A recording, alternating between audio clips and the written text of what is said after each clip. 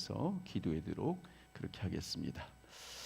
이 시간 우리 하나님의 말씀 보겠습니다. 하나님의 말씀 히브리서 11장 13절부터 16절까지 말씀입니다.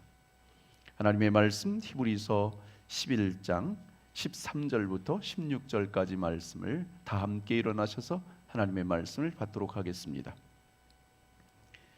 이 사람들은 다 믿음을 따라 죽었으며 약속을 받지 못하였으되 그것을 멀리서 보고 환영하며 또 땅에서는 외국인과 나그네임을 증언하였으니 그들이 이같이 말하는 것은 자기들이 본향 찾는 자임을 나타냅니다.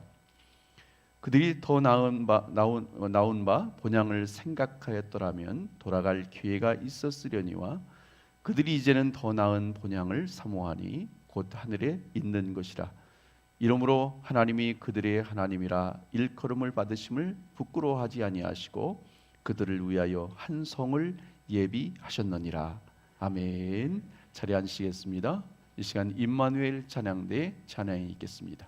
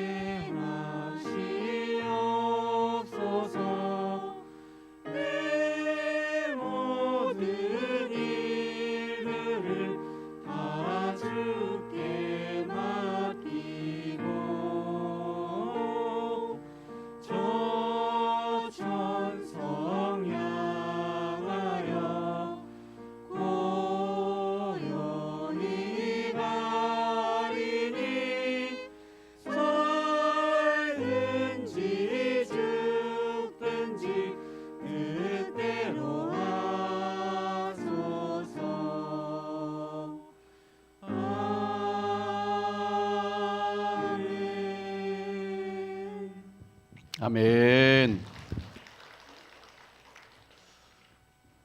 우리 박미자 집사님이 허리가 아픈 가운데서도 또 이렇게 아름다운 찬양으로 영광 돌렸습니다. 하나님이 치료해 줄 믿습니다. 위에서 기도해 주시길 바랍니다. 전에 취업 포탈 잡코리아에서 남녀 직장인 574명을 대상으로 만일 오늘 여러분이 인생이 마지막 날이라면 가장 후회되는 것이 무엇입니까? 이렇게 설문조사를 했습니다. 그 결과를 보면 53%가 좀 더 내가 원하는 것을 하며 살 걸 하면서 하고 싶은 일을 하지 못하는 것을 후회한다 그랬습니다. 또 38.8%는 사랑하는 사람들과 더 많은 시간을 보낼 걸 하고 후회한다는 것이죠. 그리고 31.6%는 좀 더 도전하며 살 걸. 그리고 26.9%는 좀 더 내 감정에 충실하며 살 걸. 그리고 11%의 사람들은 일 좀 덜 할 걸. 그렇게 후회했다는 거죠. 위와 같은 내용을 보면 우리가 실천하기 어려운 것은 아닙니다. 얼마든지 마음 먹으면 지금 당장이라도 실천할 수 있는 내용이라는 거죠. 그런데 많은 사람들이 실천하지 않기 때문에 나중에 가서 후회를 하게 된다는 겁니다. 여러분들은 후회하지 않는 삶을 살기 위해서 지금부터라도 이렇게 실천하면서 또 미래를 향해서 또 소망을 가지고 나아가는 우리 모두가 될 수 있길 주님의 이름으로 축복합니다. 어떤 사람은 우리가 사는 이 시대를 마치 어떤 미친 사람이 백화점에 들어가서 가격표를 바꿔놓은 것 같다 그렇게 표현을 해놨습니다. 백화점이 있는데 그 속에 많은 물건이 있지 않습니까? 근데 그곳에 있는 가격표를 다 바꿔놨다는 거예요. 500만 원짜리 텔레비전을 10,000원짜리로 바꿔놓고 5,000원짜리 옷을 200만 원으로 바꿔놓고 그러면서 막 다 바꿔놨다는 거죠. 자, 다음 날 10시가 됐습니다. 아파트 그 백화점의 문이 싹 열리면서 손님들이 입장합니다. 가격표를 봅니다. 난리가 났습니다. 왜 그럴까요? 가격표가 다 바뀌어 있기 때문에. 그 공간이 얼마나 혼란스러웠을까요? 아마 난리가 났을 겁니다. 비쌌던 것이 하루아침에 몇만 원, 몇천 원으로 붙어 있다면 야 이게 웬 떡이냐 그러면서 막 서로 그것을 사겠다고 난리가 나지 않겠습니까? 마찬가지로 오늘 이 시대를 가리켜서 가치관의 혼란의 시대다 그렇게 말합니다. 정말 소중한 것을 소중하게 생각해야 되는데 그렇지 못하고 중요한 것을 중요하게 생각해야 되는데 그렇지 못하고 오히려 하찮은 것을 소중하게 생각하고 별 볼 일 없는 것에 대해서 귀하게 생각하는 이와 같은 혼란의 시대가 바로 우리가 사는 시대라고 하는 것이죠. 이렇게 가치관이 혼란되어 보면 우리의 삶이 혼란이 오고 우리의 사회가 혼란이 오게 되는 것을 보게 됩니다. 중요한 것은 오늘도 우리의 삶의 이와 같은 무질서와 혼란의 시대, 이것을 우리가 어떻게 하면 바로잡고 갈 수 있겠는가? 그것은 우리가 바른 가치관을 가지고 살아가는 것입니다. 바른 가치관을 갖기 위해서는 뭐야? 본질을 떠나지 말아야 된다는 거죠.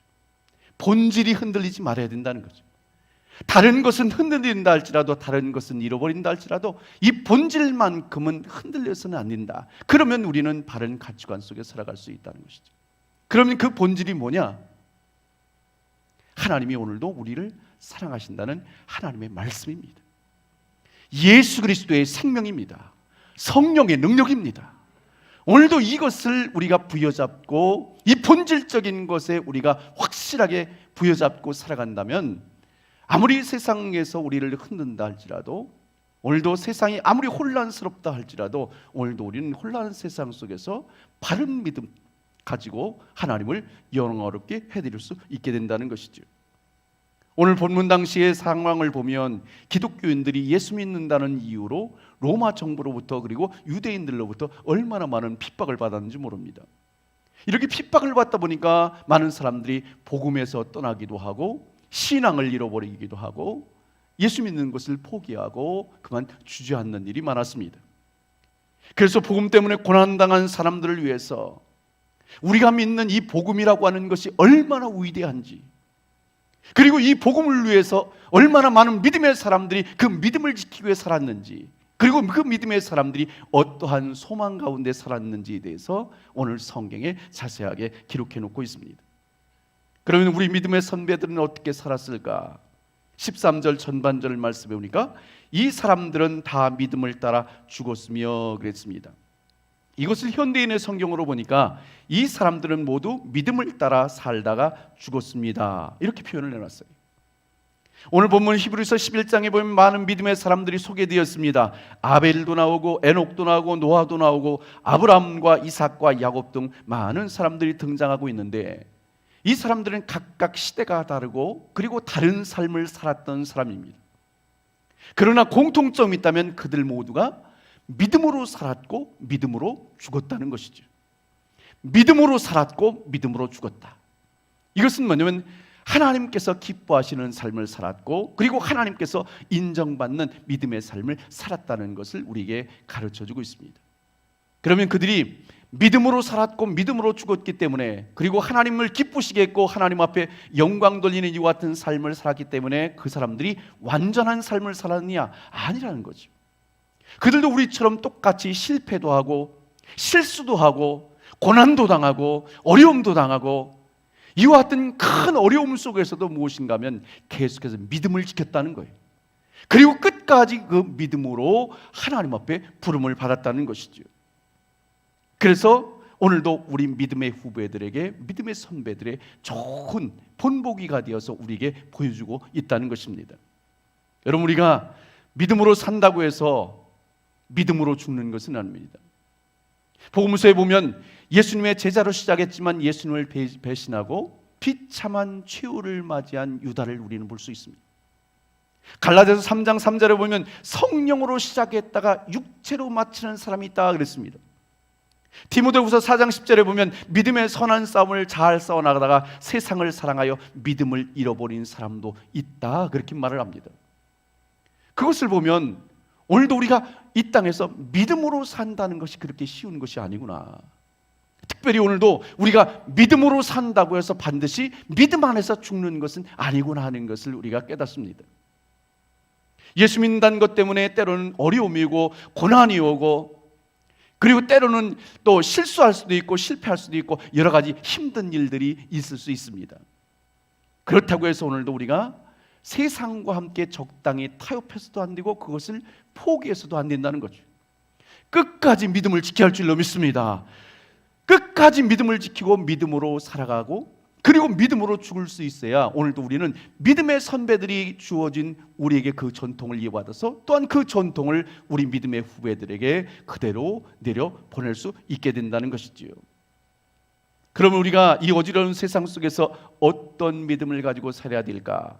여러분들이 잘 아는 히브리서 11장 6절에 보니까 믿음이 없이는 하나님을 기쁘시게 하지 못하나니 하나님께 나아가는 자는 반드시 그가 계신 것과 또한 그가 자기를 찾는 자들에게 상 주시는 이심을 믿어할지니라 그랬습니다.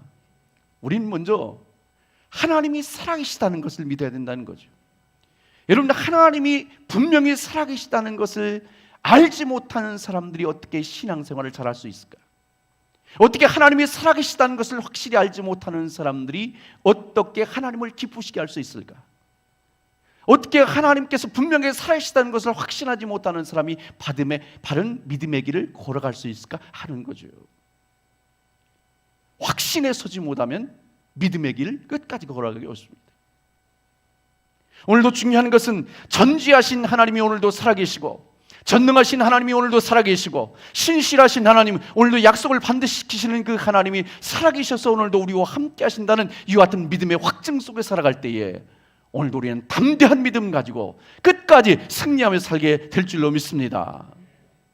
그리고 또한 우리는 상 주시는 하나님을 믿어야 됩니다. 운동하는 선수가 그 출전한 대회에서 상이 있다는 것을 알기 때문에 자기가 할 수 있는 최선을 다해서 끝까지 그 운동에 전념하고 그리고 운동에 나가서는 최선을 다하는 것을 보게 됩니다. 만일에 운동 경기가 있는데 친선 게임이다 그러면요, 그냥 대충 할 수도 있을 거예요. 그러나 상이 걸린 것이라면요, 얼마나 치열한지 모릅니다. 오늘도 주님께서 우리를 위해서 마지막에 주 앞에 서는 날 귀한 상급과 면류관을 준비하고 계시다. 우리 주님은 반드시 상을 준비하고 계시고 그리고 우리가 주 앞에 서는 날 반드시 그 상을 받게 될 것이라는 믿음의 확신 속에 살아가는 사람만이 오늘도 믿음의 열정의 사명을 잘 감당할 수 있게 된다는 것이죠. 요한계시록 2장 10절 후반절에 보니까 네가 죽도록 충성하라, 그리하면 내가 생명의 관을 내게 주리라. 또 요한계시록 22장 12절에 보니까 보라, 내가 속히 오리니 내가 줄 상이 내게 있어 각 사람에게 그가 행한 대로 갚아주리라 그랬습니다. 오늘도 주님께서 여러분들에게 준비하신 그 상을 얻기 위해서 이 땅에 생명 있는 동안에 최선을 다해서 달려가는 우리 모든 믿음의 사람들 되시길 주님의 이름으로 축복합니다.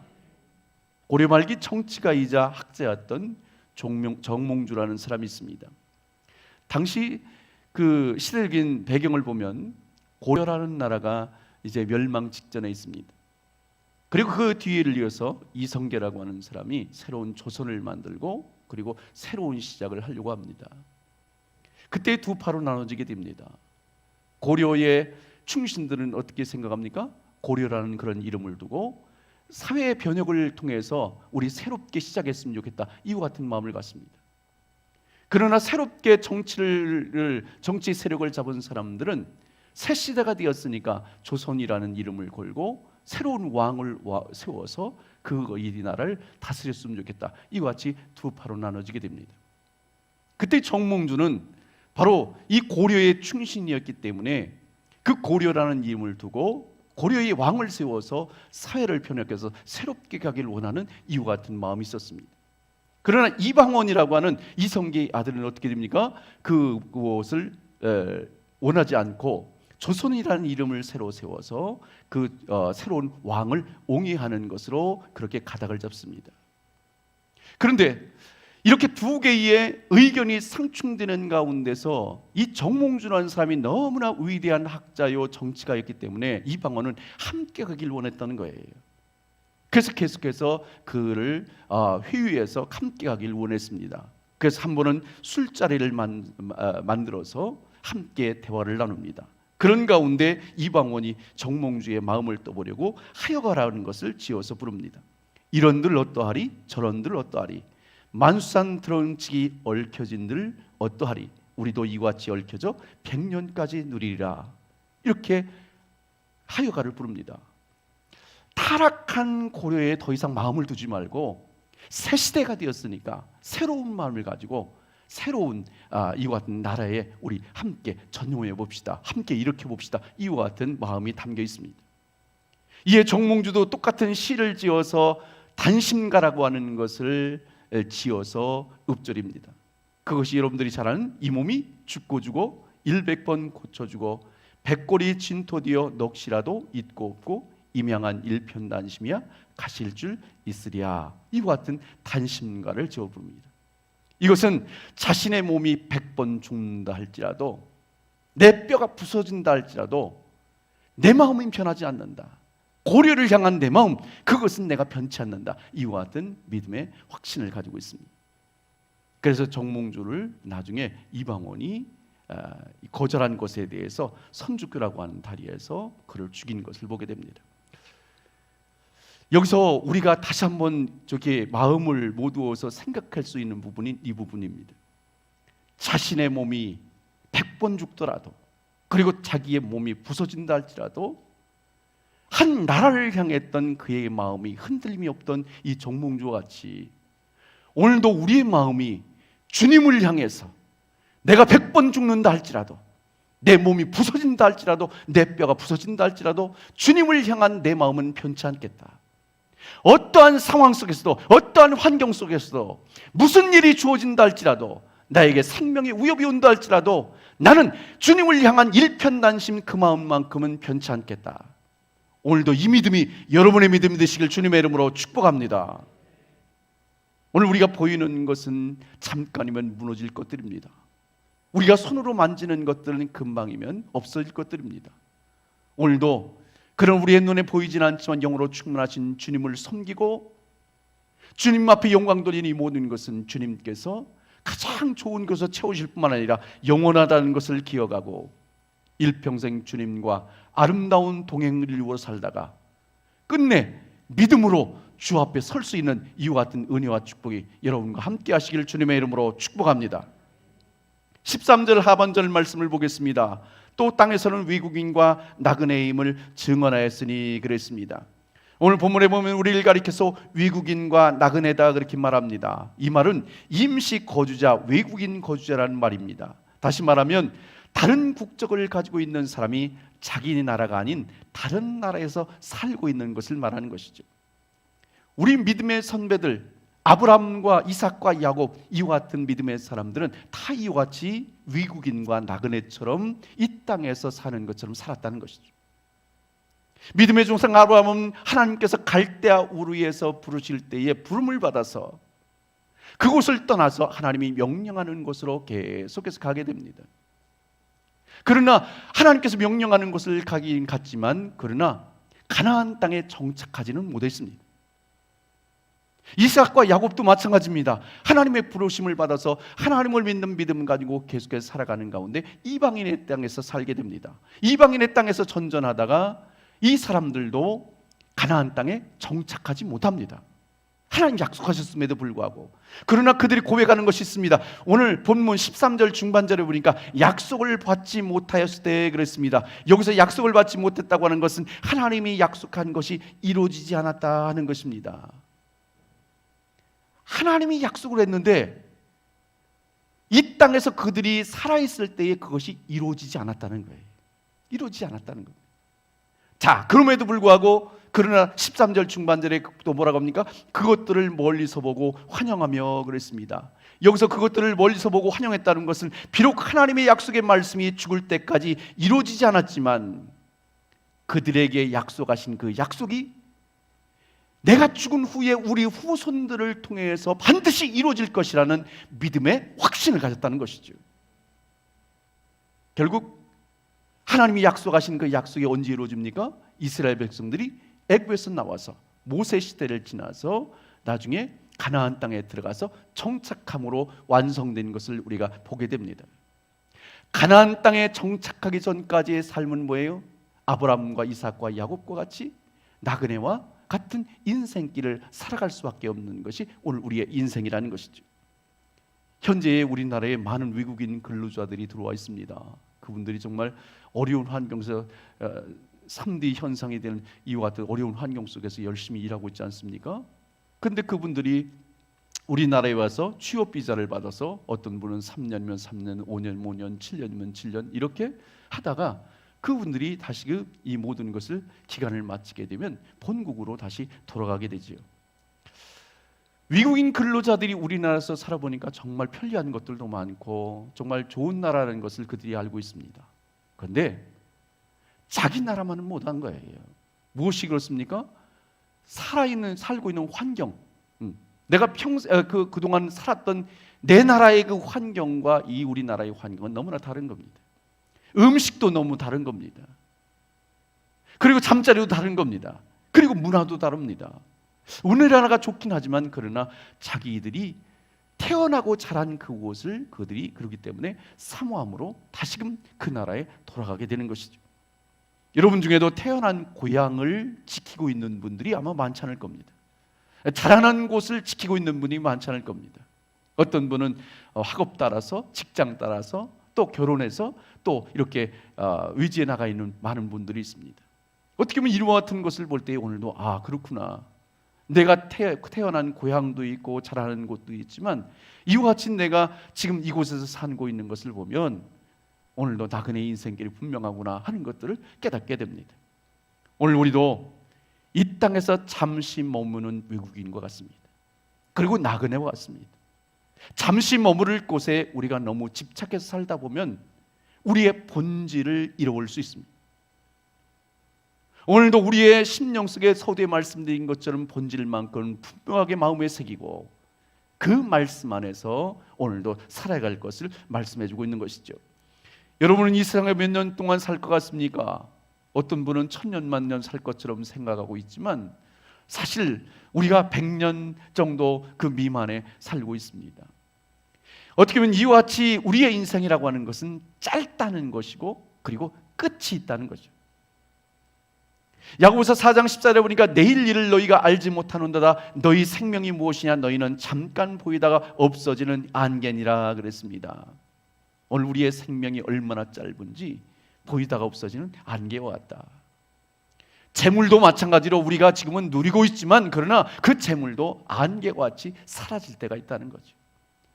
여러분들이 그동안 쌓아온 업적이라든지 여러분들이 누리고 있는 모든 것, 그러나 여러분들이 굉장히 대단한 것 같지만요, 안개와 같이 금방 사라질 때가 있다는 것이죠. 그렇기 때문에 오늘도 우리 믿음의 사람들은 현재의 삶에 집착하지 말고, 현재의 쾌락에 집착하지 말고, 오늘도 영의 눈을 열어서 그 나라를 소망하면서 오늘도 살아야 할 것을 우리에게 말씀해 주고 있습니다. 옛날 어떤 나라의 왕의 머리를 깎아주는 이발사가 있었대요. 근데 그 이발사는 늘 가난하게 살면서도 얼마나 행복한지 몰랍니다. 그래서 왕이 어느 날 묻습니다. 네가 그렇게 행복한 이유가 무엇이냐? 그랬더니 그 이발사가 하는 말이, 저는 제 삶에 늘 만족하기 때문에 그렇습니다. 그래? 너무나 부럽구나. 그래서 그 이발사를 만나고 온 후에 그 하인들에게 함께 얘기를 나눴습니다. 이런 이발사가 있는데 정말 행복해 보이더라. 정말 자기 삶에 만족하며 살더라. 정말 좋아 보였다. 이렇게 얘기를 했습니다. 그랬더니 그때 한 신하가, 왕이시여, 아마도 그 사람은 99의 함정에 걸리지 않은 것 같습니다. 이것을 시험하기 위해서 99냥의 금화를 그에게 주어 보십시오. 그러면 그도 마음과 생각이 바뀔 겁니다. 그렇게 얘기하는 거예요. 그래서 왕이 금화 99냥을 그동안에 내 머리를 깎아주라고 수고했다고 그러면서 그것을 하사품으로 주었습니다. 그 금화를 가지고 집에 와서 세어봤어요. 하나, 둘, 셋, 넷 쭉 세다 보니까 100개인 줄 알았는데 99개인 거예요. 이거 그럴 리가 없는데 100개면 100개지 왜 99개야? 그러면서 또 세봤어요. 그랬더니 99개인 거예요. 야, 왜 한 개가 부족할까? 한 개가 부족할까? 이 이발사는 그 한 개의 부족한 것을 채우기 위해서 그때부터 힘쓰기 시작했어요. 욕심을 부리기 시작했습니다. 인색해지기 시작했습니다. 다른 사람에게 베풀 줄 모릅니다. 먹을 것을 먹지 못하고 살 것을 사지 못하고 열심히 일했습니다. 눈에서는 핏발이 서기 시작했습니다. 얼굴이 수척해지기 시작했습니다. 욕심을 부리기 시작했어요. 나중에는 그 자신 스스로가 99개를 가지고도 전혀 행복하지 않았다는 거죠. 오늘도 우리 믿음의 사람들이 어떤가? 오늘도 여러분들의 삶에 만족하고 있는가? 아니면 하나를 더 가져야 되는데 많은 것을 가지고 있지만 그러나 한 가지 부족한 것 때문에 오늘도 낙심 가운데서 또 절망 가운데서 그 욕심을 버리지 못함으로 해서 오늘도 살아가고 있는 것은 아닌가?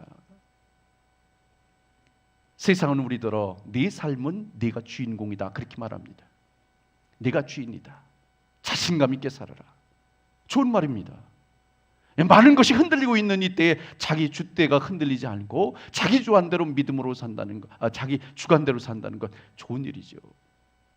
그런데요, 주님께서 우리에게 말씀하는 것이 있습니다. 네 인생의 주인은 네가 아니라 나다. 오늘도 주님께서 기뻐하시는 삶을 오늘도 우리 믿음의 사람들은 살아야 돼. 내가 원하는 삶이 아니라 주님께서 기뻐하시는 삶이 무엇인 것인가, 원하시는 삶이 무엇인가, 그것을 알고 믿음으로 살아갈 때에 오늘도 그것이 바로 주님께서 기뻐하시는 승리의 삶이라고 하는 것이죠. 거친 광야 같은 나그네 인생길을 우리가 살고 있습니다. 이 광야 같은 나그네 인생길 속에서 무엇으로 우리가 승리할 수 있겠는가? 믿음의 주여 온전케 하시는 예수 그리스도 바라보면서 날마다 승리하며 살아갈 수 있기를 주님의 이름으로 축복합니다. 우리 15절부터 16절 말씀을 같이 읽겠습니다. 15절 16절 시작. 그들이 나온 바 본향을 생각하였더라면 돌아갈 기회가 있었으려니와 그들이 이제는 더 나은 본향을 사모하니 곧 하늘에 있는 것이라. 이러므로 하나님이 그들의 하나님이라 일컬음 받으심을 부끄러워하지 아니하시고 그들을 위하여 한 성을 예비하셨느니라. 아멘. 본향이라고 하는 것은 자기가 태어나고 자란 곳을 말합니다. 그래서 사람은 누구나 자기가 태어나고 자란 고향을 늘 마음에 두고 사모하고 있습니다. 아마 지금 이 자리에 타지에 나와 있는 여러분들도 늘 마음속에 한 구석에는 고향에 대한 그리움이 있으리라고 봅니다. 제 고향은 충남 아산시 탕정면 매곡리라고 하는 곳이에요. 가까이에 있습니다. 제가 학창 시절을 보낼 때만 해도 뒤에는 산이 있었고요. 그리고 앞에는 정말 넓은 들이 있었습니다. 그리고 그 사이에 시냇물이 이렇게 흐르는 정말 누가 봐도 정겨운 또 정다운 그와 같은 마을이었습니다. 그런데 지금은요, 그곳이 다 개발돼 가지고 신도시가 됐어요. 그래서 옛 모습이 하나도 없습니다. 아파트만 다 서 있어요. 그래서 차를 가지고 이렇게 그 앞을 이렇게 지나다 보면요, 좀 마음이 좀 서늘해요. 마음이 아파요. 제 한켠에 그렇게 마음이 아프고 쓸쓸한 마음이 있는 것은 옛 고향에 대한 그리움이 남아 있어서 그래요. 그때의 아름다운 향수가 있기 때문에. 아마 여러분도 고향에 대한 그리움이 저와 별반 다르지 아니라고 생각합니다. 그런데 오늘 본문에 보면 육신의 고향을 포기한 사람들이 나옵니다. 그들이 육신의 고향을 포기한 이유는 오늘 본문 16절 말씀 보니까 하늘에 있는 더 나은 본향을 사모했기 때문이다, 그렇게 말합니다. 아브라함과 이삭과 야곱, 이 사람들이 마음만 먹으면 언제든지 자기 고향으로 돌아갈 수 있었습니다. 그럼에도 불구하고 돌아가지 않은 것은 더 나은 본향, 하나님이 예비하신 그 땅이 있기 때문에 그 땅을 사모하면서 계속해서 나아갔던 것이지요. 주변에 흉년이 들고 기근이 들고 주변에 있는 사람들이 괴롭히고, 야, 이렇게 살 바에는 아싸리 고향으로 돌아가는 게 좋지 않을까? 고향에는 나를 반겨줄 사람들이 많이 있는데 그곳으로 돌아가는 것이 좋지 않을까? 이런 생각도 했지 않겠습니까? 그런데 그들은요, 주님이 제시한 더 나은 본향 땅, 가나안 땅을 주님께서 보여주시고 알려주셨기 때문에 그 땅을 향해서 나아갔다는 것이죠. 만일 그들에게 더 나은 본향에 대한 확신이 없었더라면 그들도 여러 가지 힘들 때에 에이, 그래, 내 육신의 고향이 좋지, 그거는 우리를 환영해 줄 사람도 많고 그곳에 가면 내가 그동안 살았던 그 문화, 그 환경 너무나 좋지, 내가 돌아가자, 그리고 돌아갔을 거예요. 출애굽기에 보면 이스라엘 백성들이 어려움에 직면할 때마다 어떻게 합니까? 다시 돌아가고 싶다는 거예요. 애굽에서 그렇게 고생하고 고통스러운 시간을 보냈음에도 불구하고 지금 현재가 어렵다고 해서 다시금 돌아가자는 거예요. 이미 이스라엘 백성들은 홍해를 건너서 가나안 땅을 향해서 나아가고 출발했던 사람들입니다. 한참 이제 나와 있어요. 그러면 계속해서 가나안 땅을 향해서 나가야 돼요. 우리도 마찬가지입니다. 예수 그리스도를 믿고 믿음으로 우리가 신앙생활을 시작했다면 이제는 뒤돌아갈 수 없습니다. 홍해를 건너려면요, 뒤돌아서 건너려면요, 다 죽어야 돼요. 또 죽어야 돼요. 일단 주님을 믿기로 작정했으면 이 믿음의 길, 천성문을 향해서 천국을 향해서 계속해서 나가는 겁니다. 언제까지? 끝까지, 주님을 뵙는 날까지. 톨스토이가 쓴 사람에게 얼마만큼의 땅이 필요한가라는 단편 소설이 있습니다. 그 책에 보면 바움이라고 하는 농부가 나옵니다. 그는 유난히 땅에 대해서 그렇게 집착을 했다고 그래요. 그래서 그 사람의 생각에는 땅만 많으면 악마도 두렵지 않다, 이렇게 생각할 정도로 땅에 대해서 굉장히 그 집착하는 사람이 있었습니다. 이것을 알고 악마가 시험을 합니다. 어떤 사람을 통해서 어느 곳에 가면 정말 땅을 싸게 살 수 있더라 하는 얘기를 받게 돼요. 그래서 그곳에 갔더니 그 촌장이 하는 말이, 우리가 다른 것은 내가 받을 것은 없고 당신이 하루 종일 걸어갔다가 다시 걸어온 만큼 그 땅을 주겠다, 그렇게 얘기를 합니다. 너무나 쉽잖아요. 걸어갔다 걸어오면 되니까. 그 이 사람 바움이라는 사람이 출발해서 계속 걸어갑니다. 더 많은 땅을 얻기 위해서 얼마나 힘들게 달려갔어요. 막 몸에서는 막 땀이 비 오듯이 쏟아지지만, 그리고 발이 부르터서 막 터지지만, 그럼에도 불구하고 내가 땅을 찾아가고 말겠다는 그 마음 하나 가지고 계속 걷다가 힘을 다해서 사력을 다해서 돌아오게 됩니다. 그런데 목적지에 돌아와서 그만 그는 죽고 말았다는 거예요. 그리고 땅 2평에 그는 들어가고 말았다 하는 것이 이 얘기의 마침입니다. 오늘 우리가 세상 살면서 어떤 사람들은 내가 재산을만 많으면 내가 부러울 곳이 없겠다, 내가 출세하면 부러울 곳이 없겠다, 내가 성공하면 부러울 곳이 없겠다, 그것을 위해서 밤낮 뛰고 밤낮 노력하고 밤낮 힘쓰지만 우리가 그것을 벌어놓은 후에는 뭐예요? 결국은 땅 2평밖에 되지 않는 그곳으로 들어갈 수밖에 없는 것이 우리의 인생이라는 것이죠. 여러분, 사람에게는 희귀 본능이라는 것이 있습니다. 자기 고향으로 돌아가고자 하는 본능이라는 거죠. 연호도 산란기가 되면 자기가 태어난 곳으로 다시 거슬러 올라와서 그곳에서 산란을 하고 죽게 됩니다. 마찬가지로 우리 믿음의 사람들은 영적인 희귀 본능이 있는 거예요. 우리는 하나님께로부터 이 땅에 왔기 때문에 다시금 하나님께로 돌아가고자 하는 희귀 본능이 있는 거예요. 오늘도 우리 믿음의 사람들은 이 땅에서 비록 살고 있지만 100년 미만 살고 있지만 그러나 이 땅에서 다시금 이 모든 것을 마친 후에 주님께로 다시 돌아갈 수 있어야 돼요. 영원한 천국으로 돌아가는 거예요.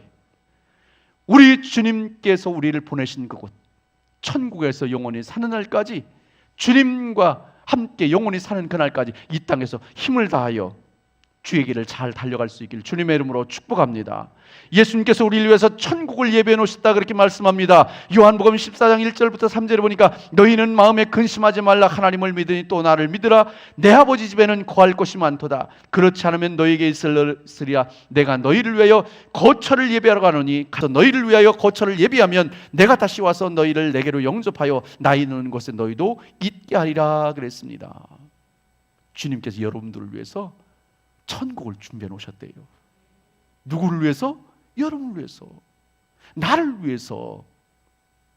이제 그 나라에 들어가기만 하면 되는 거예요.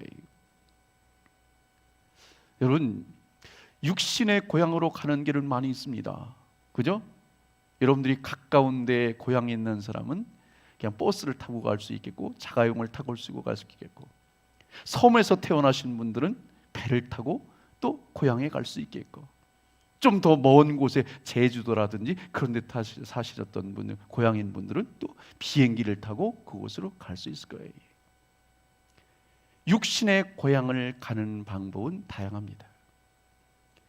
그러나 천국 가는 방법은 하나밖에 없습니다. 예수 그리스도를 믿어야 됩니다. 예수 안에 생명이 있습니다. 예수만이 진리입니다. 그렇기 때문에 예수께서 길이요 진리요 생명이기 때문에 오늘도 예수님을 통해서만 천국에 갈 수 있습니다. 여러분들이 이 땅에 보난, 이 땅에서 살도록 보내주심을 받았고, 오늘도 우리가 이 땅에서 생명을 다하는 그날 우리는 주님 품에 안겨서 영원한 생명을 얻고 그 땅에서 살게 된다는 것을 기억하고 그 본향을 더 사모하면서 믿음으로 살아가는 우리 모두가 될 수 있길 주님의 이름으로 축복합니다.